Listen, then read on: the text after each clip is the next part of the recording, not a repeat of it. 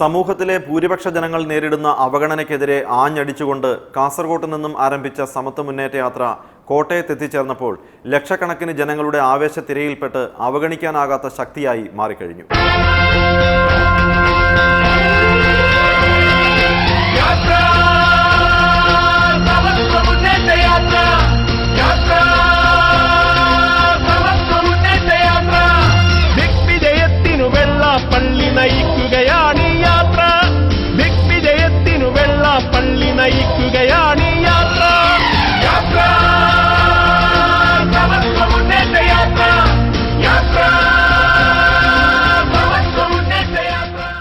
എല്ലാവർക്കും തുല്യതയിൽ കൊടുക്കണം. മരണം എല്ലാവർക്കും യുദ്ധകരമാണ്. നൗഷാദ് കാണിച്ചുള്ള വലിയ ധർമ്മവും കർമ്മവും ത്യാഗവുമാണ്. അതിന് മുമ്പേ പോലും അത് തന്നെയാണ് കാണിച്ചത്. ഒരാളെ മാത്രം ഹൈലൈറ്റ് ചെയ്യുക, മറ്റുള്ളവരില്ല എന്ന് പറയുക, ഞാൻ പറഞ്ഞ മാത്രം ചെറിയ കഷ്ടമെടുത്തിട്ട് അത് അഭിമാനമാടി എന്നെ ഇപ്പൊ കേസ് എടുക്കണമെന്ന് ആരൊക്കെയാണ്? കോൺഗ്രസിന്റെ പ്രമാണി പ്രധാനമൻ അല്ലെ, കൊടിയേരി, VS അച്യുതാനന്ദൻ. ഇനിയിപ്പോ ആരാ പറയാനുള്ളത്? നാളെ കേസ് ഉറപ്പാണ്. പെറ്റീഷൻ എഴുതി കൊടുത്തില്ല.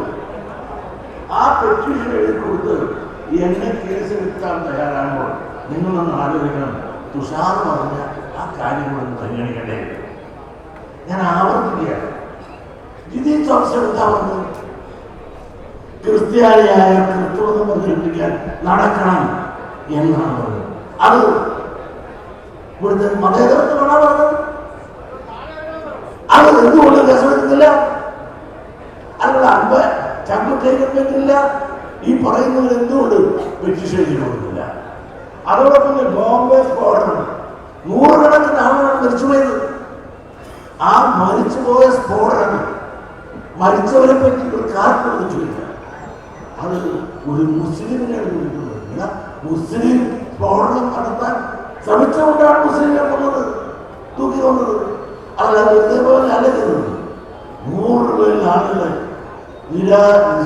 വെറും നിരപരാധികളെ കൊന്ന ഒരാള് നമ്മുടെ സുപ്രീം കോടതി നിയമപ്രകാരം വധിക്കാൻ തീരുമാനിച്ചപ്പോൾ അതിലും ജാതി കണ്ടപ്പോൾ ആളുകൾ എന്തുകൊണ്ട് മത സൗഹാർദ്ദത്തിനാണോ മതവിദ്വേഷത്തിനാണോ വേണ്ടപ്പോൾ ബീഫ് ഫെസ്റ്റിവൽ നടത്തണമെന്ന് പറയുന്നു. ഈ ബീഫ് ഫെസ്റ്റിവൽ നടത്തണമെന്ന് പറയുന്ന ആളുകൾ എന്തിനു വേണ്ടിയിട്ടാണ്? ആരെ സൂക്ഷിക്കാനാണ്? ഇപ്പോൾ പന്നിയ പോത്ത എന്ത് വേണം കിട്ടുന്നതിന് ആരെങ്കിലും സ്വാതന്ത്ര്യത്തിന് ബലം വെച്ചിട്ടുണ്ടോ? എല്ലാവർക്കും ബീഫിനെത്തില്ല. പിന്നെ ഇവിടെ എന്തിനാണ് ഫെസ്റ്റിവൽ നടത്തിയത്? ബീഫ് ഫെസ്റ്റിവൽ ഇതെവിടെ? നമ്മുടെ കോളേജിൽ ഭാരതീയ കോളേജിലെ പിള്ളേരെ കൊണ്ട് ചെയ്യുന്നത്. ഇതിനെപ്പറ്റി ഇവർക്ക് വല്ലതും പറയാറുണ്ട്. മാത്രമല്ല, നിങ്ങൾ ആലോചിക്കണം. ഇവിടെ പണ്ട് തവള തിന്നാമായിരുന്നു, വെടിയിറച്ചി കിട്ടുമായിരുന്നു, കള്ളശാപ്പിലേക്ക് കാരാമ കിട്ടുമായിരുന്നു. ഇപ്പൊ കിട്ടുന്നത് നമ്മളാണ് ഭക്ഷണം പോകുന്നത്. അത് നിയമപ്രകാരം തടഞ്ഞു. ഇതൊന്നും നിയമപ്രകാരം തടയാത്ത ഇവിടെ ഇഷ്ടംപോലെ കഴിക്കാം. ബീഫിന്റെ നിരോധനം കോൺഗ്രസുകാർ 16 സംസ്ഥാനത്തുണ്ട്, കമ്മ്യൂണിസ്റ്റുകാർ BJP 2 സംസ്ഥാനത്തുണ്ട്. എന്നാൽ കമ്മ്യൂണിസ്റ്റ് സംസ്ഥാനങ്ങളായിരിക്കുന്ന പശ്ചിമബംഗാളിൽ അവർക്ക് പിൻവലിക്കാമായിരുന്നല്ലോ. അവരിതുവരെ ചെയ്തോ? അപ്പം നമ്മളെല്ലാം തിരുമണ്ടന്മാരാക്കുന്ന പ്രവൃത്തി സാമൂഹ്യ നീതി നിഷേധമാണ്. ഒരു നായക മരിച്ചായി മറ്റുള്ളവർ മരിച്ചായി ഇങ്ങനെ ഈ വിവേചനം ഞാൻ തുറന്നു പറഞ്ഞാൽ ഇവിടെ മതവിദ്വേഷമാണ്. അതിനിപ്പോ എന്നെ അറസ്റ്റ് ചെയ്തേ പറ്റൂ. 5-ാം തീയതി ശത്രുവും കടപ്പുറത്ത് എന്നെ എത്തിക്കുകയും ശപഥം ചെയ്തിരിക്കുകയാണ് ചെയ്യുക. ഒരുപക്ഷെ ഞാൻ സെൻട്രൽ ജയിലിൽ ഇരുന്നായിരിക്കും ഈ നമ്മുടെ ആ സമ്മേളനത്തിൽ ആരും ഭയമില്ല. എന്റെ സമുദായത്തിന്റെ ഭൂരിപക്ഷ സമുദായത്തിന്റെ അതാണ് എന്റെ സമുദായത്തിന്റെ നീതിക്ക് വേണ്ടി, ധർമ്മത്തിന് വേണ്ടി പോരാടുമ്പോൾ അതിൽ ജനിക്കിടക്കേണ്ടി വന്നാൽ അതൊരു മഹാഭാഗ്യമായിട്ട് കണക്കാക്കിയത്. നാടിന്റെ അവകാശം പറ്റാൻ വേണ്ടി ഞാൻ പറഞ്ഞില്ലല്ലോ. ഇവിടെ ഈ നമ്മുടെ സമുദായത്തിന് അർഹതപ്പെട്ട കിട്ടണം. നിങ്ങളൊന്ന് മനസ്സിലാക്കുന്നത് ഈ മഹാ-10,000 ഈ വികാരം നാം മനസ്സിലാക്കുന്നത്. ഇപ്പോൾ ന്യൂനപക്ഷം എത്രയുണ്ട്? 55% ഹിന്ദുക്കളുണ്ട്. ആ ഭൂരിപക്ഷത്തിന്റെ വികാരം മനസ്സിലാക്കാതെ ഭൂരിപക്ഷത്തിന്റെ 3 ആളുകളായിട്ട് ഇവിടുത്തെ ഇടതുവലത് രാഷ്ട്രീയക്കാർ അകപ്പതിക്കുമ്പോൾ നമ്മളെല്ലാം വോട്ട് വാങ്ങി ജയിച്ചവരെ നമ്മുടെ ചവട്ടുകൊട്ടയിലേക്ക് തള്ളി മാറ്റുമ്പോൾ സത്യങ്ങൾ തുറന്നു വരുമ്പോൾ ജാതി പലതും കാണാം. ജാതി വിവേചനമാണ് നമുക്ക് ജാതി ചിന്ത ഉണ്ടാക്കുന്നത്. ജാതി വിവേചനത്തിന്റെ പേരിലാണ് ഈ വിവേചനം അനുഭവിക്കുന്ന വിഭാഗത്തിന്റെ ശബ്ദമായി ആയിട്ടാണ് ഇന്ന് ഈ മുന്നേറ്റം. അവിടെ ശബ്ദമായി ഈ ഭൂരിപക്ഷ സമുദായത്തിന്റെ ശബ്ദം ആയി ഇന്ന് മുമ്പോട്ട് പോകുമ്പോൾ ആ ശബ്ദത്തെ അപശബ്ദമാക്കിക്കൊണ്ട് മുതലെടുത്തുകൊണ്ടും ഡൈവേർട്ട് ചെയ്തുകൊണ്ടും പല ശക്തികൾ തകർക്കാനും വരുമ്പോൾ അത് തിരിച്ചറിയാൻ നമുക്ക് സാധിക്കണം. നമുക്ക് തിരിച്ചറിവുള്ളതായതുകൊണ്ടാണ് ഇന്ന് സമുദായം ഇന്ന് അത്രയും കൂടെ കൂടുതൽ. നിങ്ങളൊന്ന് മനസ്സിലാക്കണം, തൊഴിലുറപ്പുണ്ടായി ഉച്ചയ്ക്ക് പോലും കട്ടിയിട്ട് വരാൻ പോലും എത്രയോ പ്രതിബന്ധങ്ങൾ ഉണ്ടാക്കി പാർട്ടികൾ ഇവിടെ വരാതിരിക്കാൻ ചെയ്യാവുന്ന മുഴുവൻ ആർക്കും അടിച്ചിട്ട് പോലും നിങ്ങൾ ഇവിടെ ഇത്രയധികം 10,000 ആളുകൾ ഇവിടെ ഒത്തുകൂടിയെങ്കിൽ ഈ ഹിന്ദു സമുദായത്തിന്റെ കൂട്ടായ്മയുടെ ആഴവും പരപ്പും മനസ്സിലാക്കുവാനും ഈ വിവരദോഷികളായ രാഷ്ട്രീയക്കാരന് സാധിക്കാതെ പോയെങ്കിൽ അവർ വിവരം ഉണ്ടാക്കി കൊടുക്കുന്ന ബാധ്യത നമുക്കുണ്ട്. ആ വിവരം ഉണ്ടാക്കി കൊടുക്കുന്ന കാര്യം നമ്മുടെ വിരലിലുണ്ട്. അതാണ് വോട്ട്. ആ വിരലുകൊണ്ട് ഇവരെ കൈകാര്യം ചെയ്യുവാൻ നമുക്ക് സാധിക്കണം. അധികാരം നമ്മൾക്ക് ലഭിച്ചേ തീരും. ഇവിടുത്തെ അധികാരങ്ങൾ ഈ ഭൂരിപക്ഷത്തിന്റെ അധികാരം ഇന്നിപ്പോ കൈകാര്യം ചെയ്യുന്നതാണ്. ഇവിടുത്തെ ലോകത്ത് ഒരു സ്ഥലത്തും ഇല്ലാത്ത സംസ്കാരം.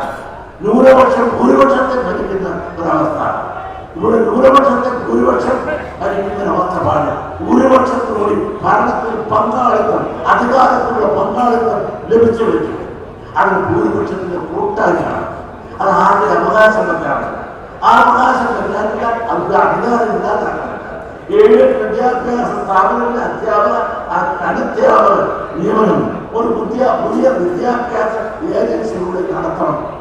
കാരണം നിങ്ങൾ മനസ്സിലാക്കണം, വിദ്യാഭ്യാസ സ്ഥാപനങ്ങളുടെ കുത്തക അവകാശം ഇന്ന് 70% വിദ്യാഭ്യാസ സ്ഥാപനങ്ങൾ ന്യൂനപക്ഷത്തിനല്ല. ഈ രാജ്യത്തിന്റെ സമ്പത്ത് മുഴുവനും ശമ്പളം എടുത്ത് കൊണ്ടുപോകുമ്പോൾ ഇവിടുത്തെ പിന്നോക്കക്കാരും പട്ടികജാതിക്കാരും പിന്നോക്കക്കാരും ഏറ്റുകിട്ടുന്നു. അപ്പൊ അതിന്റെ നിയമനത്തിന് വേണ്ടി SNDP എല്ലാ വിദ്യാഭ്യാസ സ്ഥാപനങ്ങളും വിട്ടുകൊടുക്കാൻ തയ്യാറാണ്. 7 സ്ഥാപനങ്ങൾ ന്യൂനപക്ഷത്തിൽ നൽകുന്നത് തടയണം. ഈ സ്ഥാപനങ്ങൾ പട്ടികവർഗ സംരക്ഷണം ഉറപ്പാക്കണം. പട്ടികവർഗത്തിന് കൊടുക്കുന്നില്ല. ന്യൂനപക്ഷ പദവി കൊടുക്കുന്നതോടൊപ്പം അവരുടെ ഭൂരിപക്ഷത്തിന് ആ പദവി കൊടുക്കുവാനുള്ള താല്പര്യമുണ്ട്. അതല്ല, ന്യൂനപക്ഷങ്ങളുടെ ഈ രാജ്യത്ത് ഭൂരിപക്ഷങ്ങളുടെ ന്യൂനപക്ഷമാണ്.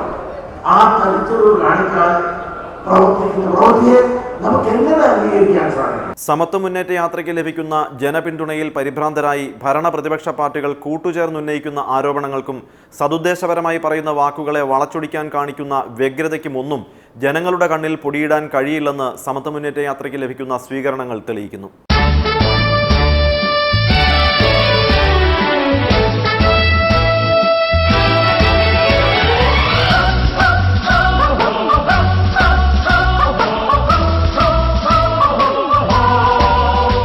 കോട്ടയത്തെ ആവേശകരമായ സ്വീകരണത്തിനു ശേഷം ഇന്നു രാവിലെ സമത്വ മുന്നേറ്റ യാത്ര വൈക്കത്തിന്റെ തിരുമുറ്റത്തെത്തി. സമത്വ മുന്നേറ്റ യാത്രയുടെ വൈക്കം വിശേഷങ്ങൾ അടുത്ത എപ്പിസോഡിൽ.